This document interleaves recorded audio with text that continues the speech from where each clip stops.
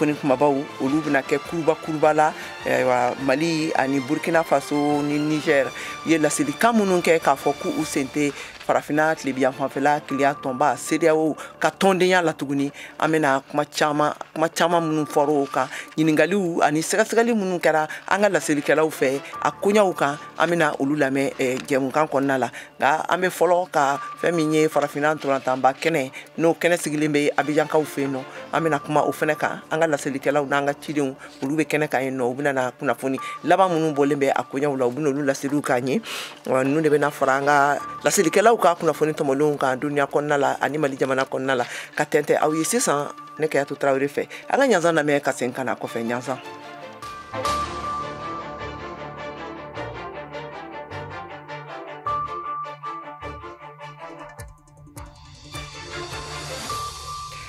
Ka segin tuguni ka foli ani tanuni lasaw ma bi ntɛnɛndonya in na janvier kalo tile 29 san 2024 na awa ka fɔ y'aw bisimila Malikura jɛmu sigi bɛ Abijankaw fɛ yen nɔ Côte d'Ivoire jamana kɔnɔna la awa kunnafoni laban minnu bɔra kunungo kana se fo bi ma 8e de finale na a bɛ sen na a bɛ an kunnafoni o kan an ka lamɛnliw kɛ a kan.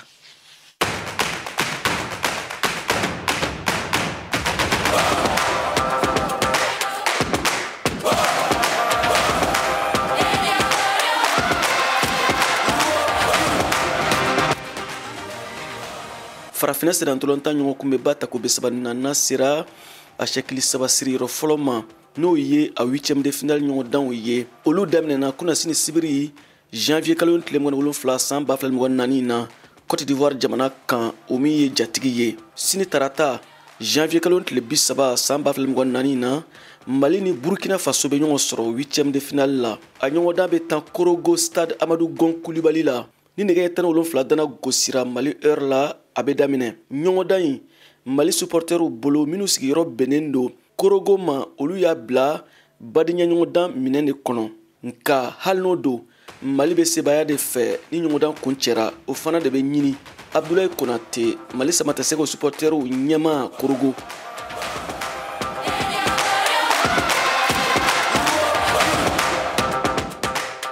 Premier match la premier mi-temps na ye gɛlɛya caman sɔrɔ mais deuxième mi-temps la joueur y'u yɛrɛ sɔrɔ bon an y'o match gagné deuxième match la bon match gɛlɛya fana o kɛra match nul ye troisième match o taara jouer fo San Pedro bon ne yɛrɛ kɔni taara la bon vraiment denmisɛnninw ye ballon ta mais a man ɲɛ an bolo puisque a kɛra match nul ye fana bon équipe min kɔni tiɲɛ yɛrɛ u bɛ se ka dɔ kɛ ka tɛmɛ nin bɛɛ kan u bɛ position min na sisan u bɛ se ka dɔ kɛ ka tɛmɛ an bɛɛ kan an kɔni min ɲini u fɛ tiɲɛ yɛrɛ la u k'u yɛrɛ di c'est à dire fatoko de don an b'u ɲini u fɛ de c'est à dire tuma dɔ la i b'a fɔ ko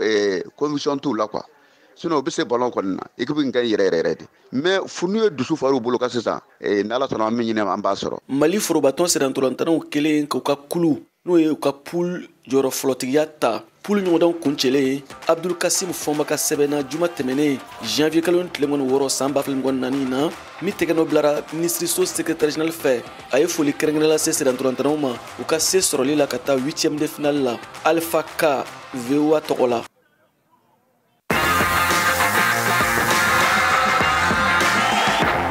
Laseli sɛbɛn in kɔnɔ Mali sifinw ani farikolo ɲɛnajɛ tɔgɔla minisiriso ɲɛma Abdul Kasum Ibrahim Fɔnba ko a nisɔndiyalen Mali marabagajɛkulu ani farikolo ɲɛnajɛ kulu tɔgɔla bɛ samatasegew les aigles du Mali u fo u ka ɲɛta la n'a bɛ fɔ qualification ni farafina ntolantanba in hukumu kɔnɔ CAN 2023 kɛrɛnkɛrɛnnenya la k'u bɛ aigliw jukɔrɔmadondolaw n'u bɛ wele supporteru fo u ka wulikajɔw la wa k'u b'a ɲini u fɛ u ka dɔ fara o kan hali bi fo se sɔrɔ k'a da o kan farikolo ɲɛnajɛ minisiri ko n'a fɔ Mali jamana ɲɛma colonel Assimi Goïta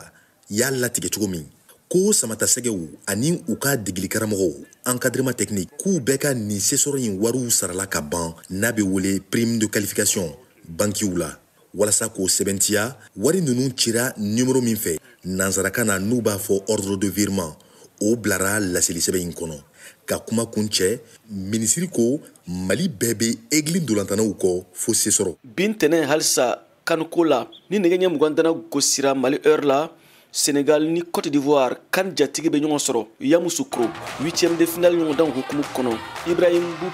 farikolo ɲɛnajɛ kunnafondila sɛgɛsɛgɛlikɛla do Senegal ka sanga ni Senegal forobatɔn ka sengola ye a man kan a ka siran jamana si ɲɛ ni kɛnɛ in kan a ka fɔ la a ye VOA lasigiden Nama Jara ka ɲiningaliw jaabi.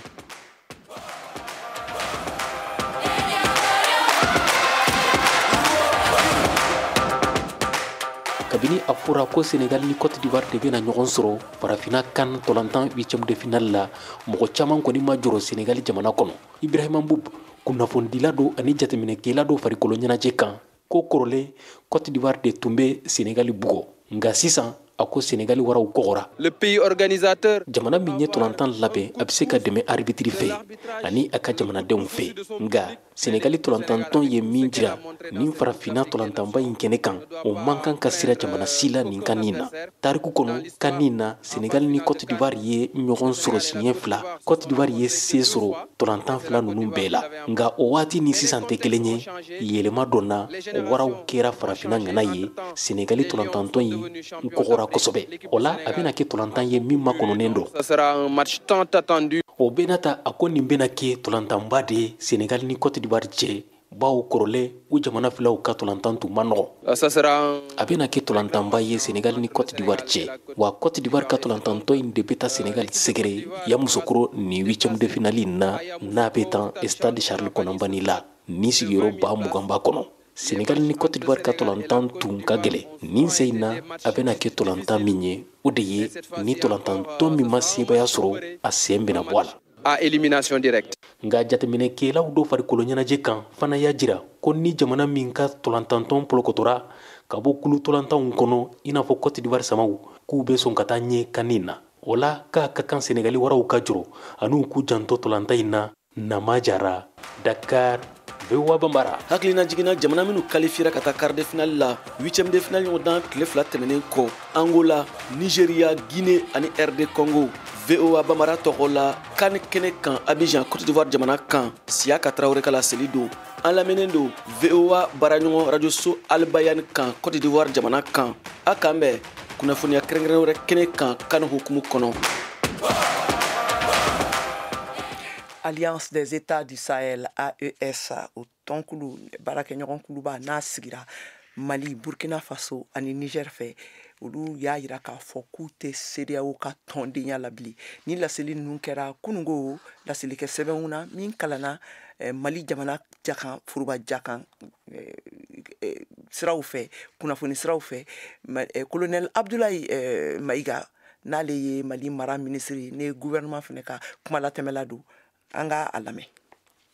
Communiqué conjoint du Burkina Faso, de la République du Mali et de la République du Niger. Nié la sɛbɛn ka bɔ Burkina Faso, Mali ani Niger jamana yɔrɔ. Ni jamana ninnu yasa ka se ka bɛn kelenya ani sabati latigɛ jamanaw ni ɲɔgɔn cɛ. Jamana ɲɛmɔgɔ Aboubacar Sangoulé Lamizana, Général Moussa Traoré ani lieutenant colonel Sénou Kounché, Burkina Faso jamana ɲɛmɔgɔ ye. Ni a tun bɛ wele ko Hot Volta, Mali ani Niger jamana ɲɛmɔgɔw. Créé avec 12 de leurs pairs le 28 mai 1975 à Lagos, la communauté économique des États de l'Afrique de l'Ouest, CEDEAO. Ye kulu sigi sen kan n'u u tɔɲɔgɔnma 12 ye. Utukalo tile 28 san 1975 Lagos, Nigeria. Farafina jamanaw ka sɔrɔ yakubayali jɛkuluba ni a bɛ wele ko CEDEAO. Après 49 ans d'existence, les vaillants peuples du Burkina, du Mali et du Niger san 49 ɲɛnamaya kɔfɛ Burkina Faso, Mali, Niger constatent avec beaucoup de regrets, d'amertume ni jamana denw y'a kɔlɔsi ni nimisa ye ani dusu waro ye ko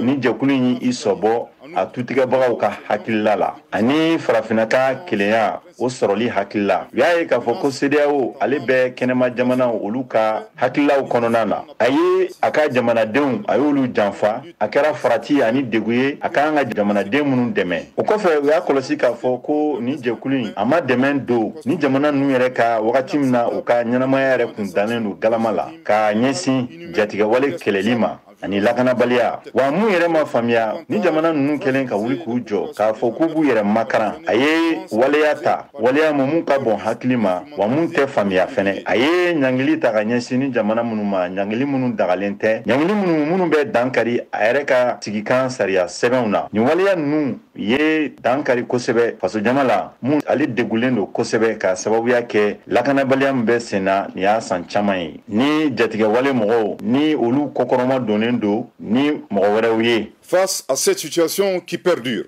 leurs excellences le capitaine Ibrahim Traoré, le colonel Assimi Goïta et le général de brigade Abdourahmane Tchani, respectivement chef d'État du Burkina Faso, de la République du Mali et de la République du Niger. Kadani waleya nunun kan ni jamana ɲɛmɔgɔ ni o ye capitaine Ibrahim Traoré, colonel Assimi Goïta ani général de brigade Abdourahmane Tchani ni olu ye Burkina Faso, Mali ani Niger jamana ɲɛmɔgɔw ye. Prenant toutes leurs responsabilités devant l'histoire, u y'u cɛsiri ka wuli k'u jɔ u ka faso jama ɲɛma k'u jɔ dɔfɔ yɛrɛ ɲɛma ani u ka faso jama ka laɲini o sabatili hukumu kɔnɔna la bɛnna kan k'a fɔ k'u b'u sen bɔ farafina tilebiyanfan jamanaw ka sɔrɔ yakubayali tɔnba la sisan Niamey, Bamako ani Burkina Faso janvier kalo tile 28 san 2024. Fait à Ouagadougou, à Bamako et à Niamey le 28 janvier 2024.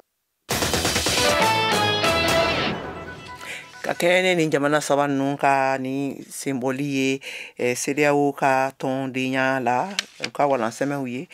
ayiwa kɔseginna farafina kiliya tɔnba n'o ye CEDEAO farafina kile bi yan fanfɛla kiliya tɔnba n'o ye CEDEAO ye olu fana ye jaabili kɛ k'a fɔ ko u sigilen don k'u dayɛlɛlen don kumaɲɔgɔnya kama an ka Mariam Traoré lamɛn a bɛ ɲɛfɔli kɛ an ye a kan. Jamana saba ninnu jɔyɔrɔ ka bon ni jamakuluba in kɔnɔ min bɛ se k'a lajɔ ani ka fɛɛrɛ ɲɛnamaw ɲini walasa kumaɲɔgɔnya ka se ka don joona politikiko nasiraw fɛ. Nin kɛra CEDEAO ka laseliw ye min latɛmɛna bataki dɔ kɔnɔ. U y'a fara kan ko olu kɔni ma bataki kɛrɛnkɛrɛnnen fosi lasɔrɔ min bɔra sira kiliniw kan ni jamana saba yɔrɔ min b'a lajɛya k'a fɔ ko u y'u sen bɔ farafina tilebiyanfanw ka jɛkulu CEDEAO la. U kɔni y'a yira k'olu bɛ makɔnɔli la min ka kan ka kɛ ni sira lakiliniw ye ka na ni hakilina ninnu fan fɛ. Wa ko hakilina min bɛna sɔn ka nɔ dɔ bɔ misaliya la i n'a fɔ manifinw ka taa ni ka segin ani ka fara u bolominɛw lakanali ko kan ni jamana saba kɔnɔna la n'o dɔ bɛ tali kɛ kɔgɔji siraw la sɔrɔli kan u ka jamanaw kɔnɔ ka fara o fɛnɛ kan ko fɛn min ye gɛlɛyaw ye dɔ bɛna sɔn ka se taamakow ma ani ka se taama gafew labilali ko ma n'o ye visa ye ani ko fɔ ka taa se lɛnpo kow ma ko n'o bɛ sɔn ka kɛ dɔ farali ye lɛnpo sɔngɔ kan ko ni jamana saba sɔnna ka bɔ CEDEAO kɔnɔ tɔn min turulen don min ɲininkaliw kan u ka bɔli farafina tilebiyanfanw ka nin tɔnba CEDEAO kɔnɔ jatilen de don ko jamana o jamana ni o yi i sen bɔ CEDEAO ka jɛkulu la kan kan ka bataki kɛrɛnkɛrɛnnen de kɛ min bɛ kɛ ni bololasɛbɛnni ye k'a bila ka taa di CEDEAO jɛkulu ma san kelen kɔnɔna la wa ko min kan ka kɛ ni a jamanaw kɛli ye k'u yɛrɛ kuru ka bɛn u ka hakilina dɔw sigili ma sen kan ni k'o lawaleya. CEDEAO y'a yira o sen fɛ k'a fɔ ko u ka daw kɔni yɛlɛnnen don ka kɛ ni nin hakilinaw ye min taara ni jamana saba fɛ k'a fɔ k'u bɛna bɔ CEDEAO ka jɛkulu kɔnɔ wa ko da min yɛlɛnnen bɛna to sen na ka se kalo 12 ma. Ka tɛmɛ ne ni juru kelen nin ye mun ye ni Sahel jamana saba ninnu ye olu ka bɔli ye CEDEAO la a kɛra mankan caman ni kuma caman ye sabula a cunna jamanadenw caman kan kunungo kibaruya in bɛ bila kuma min na awa kumaw cayalen don o de senfɛ an ka laselikɛla ka bɔ Bamakɔ Mariam Kuyate ale wulila k'a ka micro kuma barani dayɛlɛ ka mɔgɔw ka hakilinaw ta a taabolow kan an k'a ka kumakanw lamɛn. Ka sanga Mali, Burkina Faso ani Niger jamana ka bɔli ye CEDEAO jɛkulu kɔnɔ maaw hakilinaw ti kelen ye a koɲaw kan Bamako. Ramata Tembeli kɛnyɛrɛ ye barakɛla don. Ni hali du kɔnɔ n'aw bɛnnen don aw faralen don ɲɔgɔn kan ni mɔgɔ kelen nana k'a bɛ dukɔnɔden dɔ agressé dukɔnɔden bɛɛ de bɛ jɛ o tigi la mais n'a fɔra ko mɔgɔ dɔ bɔra kɔfɛ ka na jamanadenw ka na dukɔnɔmɔgɔ dɔ agressé dukɔnɔmɔgɔw bɛɛ bi o tigi labila i b'a dɔn k'a fɔ i bɛ o du min kɔnɔ kɔni problème dɔ bɛ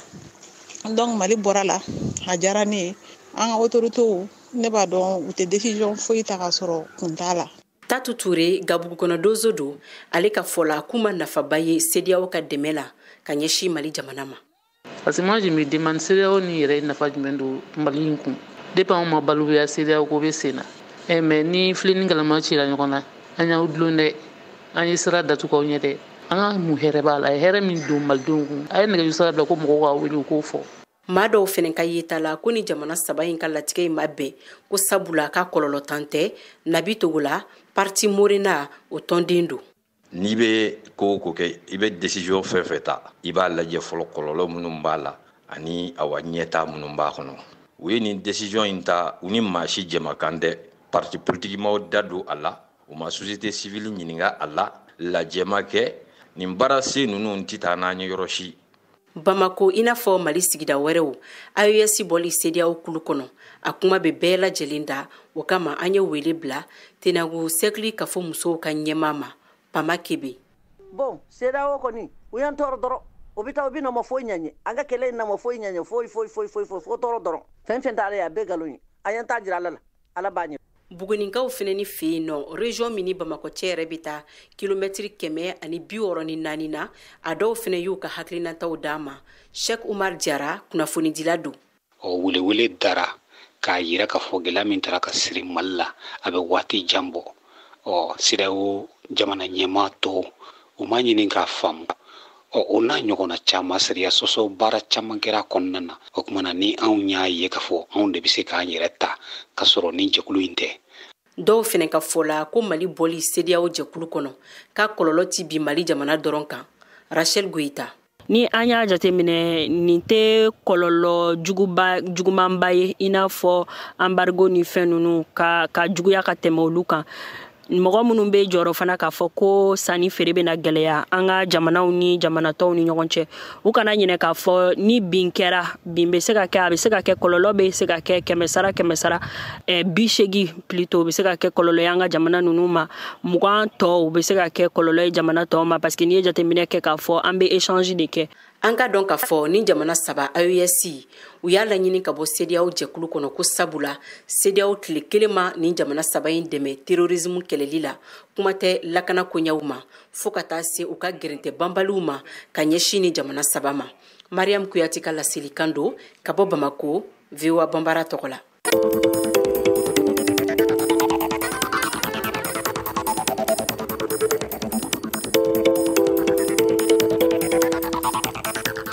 VOA Afrique ni VOA Afrique ye buna adamadenw lafiyara kunnafoni ko la.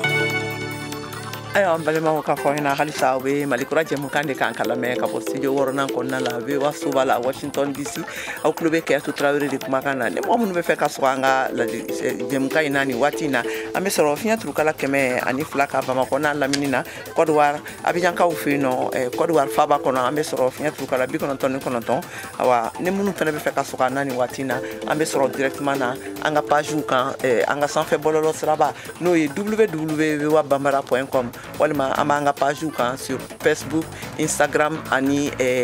YouTube kan. Ayiwa ka tɛmɛ ne kunnafoni jɛmukan ye Mali fangatigilamɔgɔw olu ka laseli ninnu kɔfɛ dansigiliw la ka bɛn ni bɛnkan sɛbɛn ka Mali jamana ni Bamanci marifatigiw bolonɔ bila min na Algérikaw fɛ yen nɔ san 2015 wagati la. Ayiwa Mali fangatigiw ye dansigi kɛ o la. Awa o dansigili ninnu kɔnɔna la a yirala k'a fɔ ko kunnafoni caman donna a koɲɛw kɔnɔna na a kɛra ka da kun jumɛn de kan ani ko caman an ka laselikɛla Georges Atino ale ye sɛgɛsɛgɛli kɛ a kan an k'a ka kumakanw lamɛn a kan. U sigilen to Yirisuma kɔrɔ Lamine Sidibe ale ni a chauffeur tɔɲɔgɔnw olu bala ka hakilina falen kɛ Mali kunkan kunnafoniw kan bi u ka baro ganenba don wa u bɛ tali kɛ bɛnkan sɛbɛn de kan mun bɔrɔtɔra Mali marabajɛkulu yɛrɛ fɛ. Lamine Sidibe ale b'i kanbɔ k'a fɔ k'ale tun bala ka ni bɛnkan in bɔrɔtɔli ma kɔnɔ kabini waati jan. A y'a siɲɛ ta an ka yɛrɛ sɔrɔ o de y'an sen dingɛ kɔnɔ a bɛɛ ni Ala cɛ walayi a ye nin kɛ ten o de banna Maliko la bɛɛ i y'a faamuya o banna o kɔni minnu bɛ baara la an fɛ an n'olu ye kelen minnu ko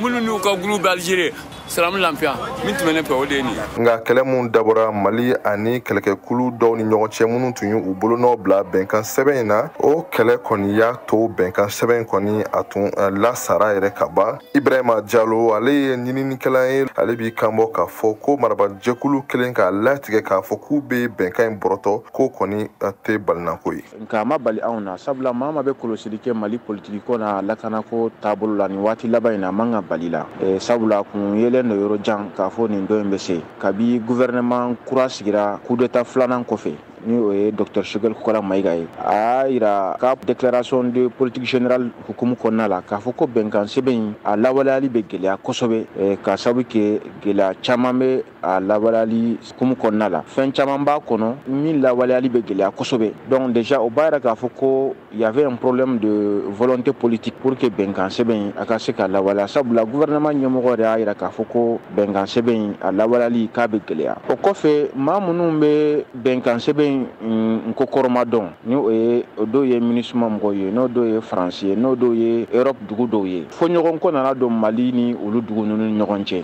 donc o fana tun b'a yira k'a fɔ ko bɛnkan sɛbɛn a lawaleyali a bɛna gɛlɛya sabula maa minnu yɛrɛ bɛ k'a dɛmɛ olu fana ye Mali bila ni o dɔ ye MINUSMA ye ni o dɔ ye France ye ni o dɔ ye jamana wɛrɛw ye n bɛ hakili jigin fana kɛ kalo tɛmɛnen jamana ɲɛmɔgɔ n'o ye Assimi Goïta yɛrɛ a y'a fɔ a ka laadala kuma dɔ senfɛ k'a fɔ ko a bɛ a ɲini maliyɛnw fɛ u ka sigi ka kuma kura ye. Alidu Malik ale ye Gao sifinw tɔgɔla jɛkulu ɲɛma dɔ ye ale kɔni jigi b'a kan k'a fɔ ko hali ni o kumaɲɔgɔnya kan ka kɛ ko a fo laɲini dɔw ka se ka sabati.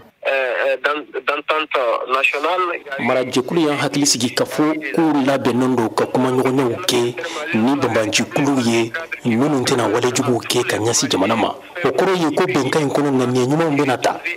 sikafɔw kɛra jɛkulu caman ni ɲɔgɔn cɛ ka kɔrɔ ADR tun bɛ yen an ye sikafɔ caman kɛ jamana in kɔnɔ an b'a fɛ nin sikafɔ malidenw ni ɲɔgɔn cɛ a ka kɛ fɛɛrɛ ye malidenw bɛ yɔrɔ yɔrɔ jamana in kɔnɔ u bɛɛ ka ɲɔgɔn sɔrɔ ka kuma ɲɔgɔn fɛ n'a bɛ se ka kɛ sababu ye gɛlɛya in bɛ ban. Georges Atino VOA Bamana tɔgɔla Bamako. Aw de bɛ kunnafoni mɔlen sɛnsɛnlen di anw ma bamanankan na. VOA Afrique filɛ nin ye 102 fiɲɛ sira kan Bamako Mali la. Vladimir Putin tun ye alikamakisɛ min layidu di farafina jamanaw ma yɛrɛla k'a fɔ ko burkinakaw olu ta sera a dɔgɔkɔrɔ u ka dugu la ayiwa Modibo Dambele ale bɛ ɲɛfɔli kɛ an ye a kan an k'a lamɛn. Ni suma ninnu layidu tun taara Rusi jamana ɲɛmɔgɔ fɛ Putin Rusi jamana ani farafina ka lajɛrɛba mun kɛra Saint-Pétersbourg juillet kalo tɛmɛnen Mali farafina camancɛ jamana République centrafricaine Érythrée Somalie ani Zambie olu fɛnɛ sen b'a la Burkina jamana ka ɲɔgɔn dɛmɛ ani adamadenya tɔpɔtɔli ministri Nandi Some Diallo ko ni alkamai bɛɛ Rusi jamana a ka ŋaniya yira k'a fɔ a bɛ fɛ ka dɛmɛ don Wagadugu jamanaw ma ni baloko dɛsɛ o b'u la Burkina jamana u nisɔndiyara a ka kuma la nin kɛra balo in kunbɛli ɲɛnajɛ dɔ senfɛ a y'a fara kan k'a fɔ ko nin balo in ko nin ye nisɔndiyafɛnba de ye minnu bɛna mɔgɔ minnu b'ula kɛlɛ ɲɛ jamana kɔnɔna la ani mɔgɔ minnu bɛ yen ni gɛlɛya b'u kan ko a bɛna olu dɛmɛ kosɛbɛ Rusi jamana ka lasigiden Alexis Saltykov ko ni alikama in ye Rusi jamana ɲɛmɔgɔ ka tagamasɛrɛ gɛlɛn ye mun b'a yira k'a fɔ ko Burkina Faso ani Rusi jamana ani farafina jamanaw k'u ka baara ɲɔgɔnya ko a bɛna kolo gɛlɛya Burkina Faso ka kɛnɛmako ɲɛnabɔ ministri karamɔgɔ Jean-Marie Traoré ko nin balo dili bena u dɛmɛ yaasa u yɛrɛ ka se ka u cɛsiri ka se ka bɔ tɛgɛ janni na baloko fanfɛla la mun bɛ bɔ kɛnɛmana la ka kɛ ni l'Amérique jamana kunnafoniw ye a yirala k'a fɔ k'u ka sɔrdasi lakanakɛla 3 ani u fagara ani ka tila ka 34 ɲɔgɔnna jogi bani sira la Jordanie fanfɛ bolo fɛ min ma sɔrɔla sanfɛ drone gosili fɛ ni a kɔkɔrɔma donnen tun don Iran jamana mɔgɔw fɛ Joe Biden ale ye layidudi kɛ ka kɔsegin kɛ a koɲa kan an ka Modibo Dambele lamɛn a kan. Ni ye nin ninjuguya fagali wale fɔlɔ ye ka ɲɛsin Ameriki jamana ka finitigiw ma kabi kɛlɛ daminɛna bani sirɛla ani Hamas ni ɲɔgɔn cɛ Octobre kalo la a bɛ dɔ fara funteni kan mun bɛ arabula ni wagati na hali ni an bɛ kan ka lahalaw fara ɲɔgɔn kan nin dankarali in koyan la an b'a dɔn k'a fɔ a kɛra mɔgɔ kana gɛlɛnw fɛ minnu kɔkɔrɔma donnen don Iran bolo Iran fɛ ani u bɛ baara la Syrie ani Irak Ameriki jamana ɲɛmɔgɔ Joe Biden a ye nin laseli kɛ sɛbɛnfura dɔ la a kana siga fiyewu an bɛna waleya ta ka ɲɛsin mɔgɔ minnu ye nin waleya kɛ a wagati la ani a bɛna kɛ fɛrɛ mun na an yɛrɛ bɛna mun sugandi a y'o fara a ka kuma kan Iran jamana ka ciden juruso min bɛ duniyaw ka jamana ka keleya tɔnba la ye laseli kɛ tɛnɛndon ko Teheran ale sen tɛ nin dankarili la ko Iran jamana ka sira fosi tɛ nin waleya dankarili kɛra ka ɲɛsin Ameriki ka dagayɔrɔ ma u ye nin laseli kɛ sɛbɛnfura dɔ la mun carila jamana ka kunnafoni di cakɛda so IRNA fɛ u y'a fara kan ko kɛlɛ bɛ Ameriki finitigiw ani mɔgɔ minnu ma sɔn arabula yɔrɔ in na ko olu de bɛ kan ka nin dankari sugu ta tasarali hukumu la ka ɲɛsin u ma. Festival Mamelon o bɛ senna ni waati in na Sikasokaw fɛ Kɛnɛdugu kɔnɔ awa an ka lasilikɛla Hawa Bamba ale bɛ dɔ fɔ an ye a ka an ka lamɛn. Aw de bɛ kunnafoni mɔlen sɛnsɛnnen di anw ma bamanankan na. VOA Afrique filɛ nin ye 102 fiɲɛ sira kan Bamako Mali la.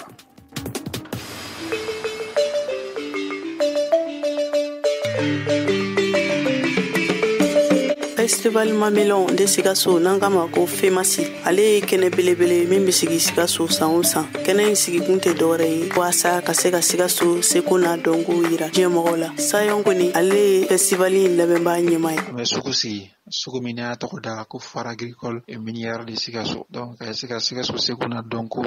bololabaara fan fɛ ka se k'o yira diɲɛman na o foire in kɛnɛ kan an b'a ye k'a fɔ mɔgɔ caman bɛ na maliyɛnw dɔrɔn tɛ Mali dafɛ dugu mɔgɔ dɔw fɛnɛ bɛ na i n'a fɔ Burkina exposition b'a la Sénégal exposition b'a la fo ka taa se Côte d'Ivoire exposition ma donc an b'a ye san o san an bɛ mɔgɔ min kunbɛn sugu in kɛnɛ kan a bɛ exposition 200 ni kɔ bɔ. Festival in kɛnɛ kan u bɛ baara caman boloda. Ni festival in ye ɲɔgɔn kunbɛyɔrɔba ye Isaka Amadou Sana ale bɔra Burkina ka na festival in kɛnɛ kan. An nana Sikaso an nana festival la Femas voilà donc an nana participer an nana ni bijoux des bracelets artisanaux aussi an yɛrɛ b'a confectionner voilà an nana olu feere ani musow ka cɛla kɔnɔ voilà donc ani montre fana bɛ fɛn caman bɛ. Sali Kone ale fana ye feerekɛla ye min bɔra Bamako a ka fɔla nin festival in bɛ jamanaw don ɲɔgɔn na. Ne bolo festival nin kɔni ko ɲɛnama no a b'an don ɲɔgɔn na a bɛ jamanaw don ɲɔgɔn na fana tuguni fɛn dɔw bɛ olu tɛ sɔrɔ an fɛ i b'a ye ni jamana wɛrɛ nana a bɛ sɔrɔ olu bolo an ka mɔgɔw b'a lasɔrɔ wa fɛn dɔw fɛnɛ b'an bolo o tɛ sɔrɔ jamana bolo n'olu nana olu fɛnɛ b'a lasɔrɔ donc o la festival bɛ kɛ sababu ye ka fɛn caman don ɲɔgɔn na a b'a feerekɛlaw don ɲɔgɔn na. Ni ɲɔgɔn kunbɛba in kɛnɛ kan Sikaso sanni feere bɛ kɛnɛ min kɔnɔna la Awa Dolo ale ye sannikɛla ye. Bon ne kɔni nana sanni kɛ ne kɔni bolo a ka fisa a fɛnw da ka nɔgɔ wa a ka nɔgɔ yɛrɛ de parce que na y'an bɛ fɛn dɔw sɔrɔ da dɔ la mais sugu kɔnɔ i t'a sɔrɔ da la o kɔrɔ b'a yira fɔ k'a ka nɔgɔ. Wa seko ani dɔko kɛnɛ don sabula artiste baw bɛ ɲɔgɔn sɔrɔ nin kɛnɛ in kɔnɔna la.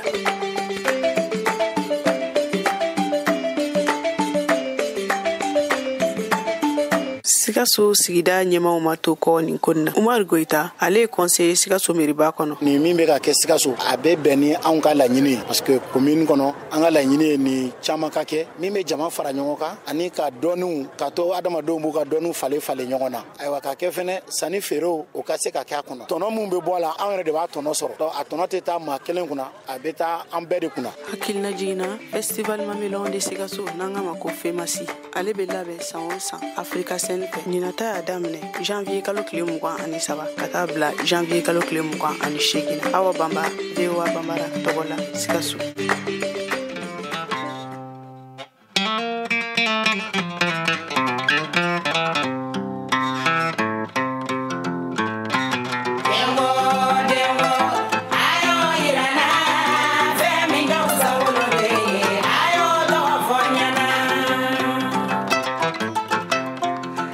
Balimaw ni mena dansigi kɛ an ka bi janvier kalo tile 29 tɛnɛndonya kunnafoniw na kunnafoni ninnu labɛnna Cheikh Tiro fɛ alaseliw kɛra u ye ne kɛ to Tarawele fɛ an bɛ laɲini kɛ aw bɛɛ lajɛlen fɛ a k'aw sɔgɔlen to an ka kunnafoni siraw la radio ani télévision fɛ ka fɔ an ɲɛna fɛnɛ ni jɛmukan min filɛ nin n'a latɛmɛna a b'a sɔrɔ an ka pagew kan bɔlɔlɔ siraw fɛ n'o y'an ka bɔlɔlɔ sira page ba ye www.voabambara.com YouTube ani Facebook ni Instagram kan a k'an bɛɛ waati pɛrɛ.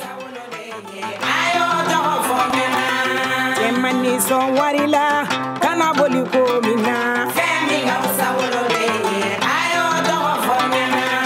dunyu mama jolenye kana boli ko mina femi ga usawolole ayo dogo fonyana emani son finina kana boli ko mina femi ga usawolole ayo dogo fonyana